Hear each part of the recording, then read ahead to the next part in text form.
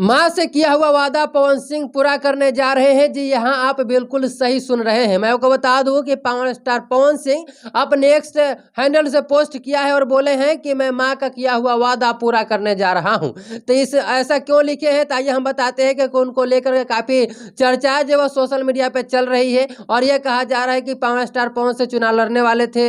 आसनसोल से उनको बीजेपी ने टिकट भी दिया था, भाजपा ने, लेकिन 24 घंटे में वह जो है वो आसनसोल से चुनाव लड़ने से इनकार भी कर दिए थे। और उसके बाद उनके बारे में अनेक प्रकार की चर्चाएं चलने लगी और ये क्लियर नहीं हो पा रहा था कि क्या पवन सिंह चुनाव लड़ेंगे या चुनाव नहीं लड़ेंगे, आरजेडी से लड़ेंगे या बीजेपी से लड़ेंगे। अनेक प्रकार के उनको लेकर के खबर चल रही, कुछ अफवाह है तो कुछ सच्चाई है। तो आइए ये सभी सवालों का जवाब देने वाले इस वीडियो में। और मैं आपको बता दूं कि इसी बीच अपने एक्स हैंडल से उन्होंने एक पोस्ट कर दिया है और अब कंफर्म हो गया है कि पवन सिंह चुनाव लड़ेंगे और जरूर लड़ेंगे, 110% लड़ेंगे। क्योंकि अब से 3 घंटा पहले उन्होंने अपने एक्स हैंडल से पोस्ट किया है और उन्होंने ये लिखा है कि मैं अपने समाज, जनता जनार्दन और मां से किया हुआ वादा पूरा करने के लिए चुनाव लड़ूंगा। आप सभी का आशीर्वाद एवं सहयोग अपेक्षित है। जय माता दी।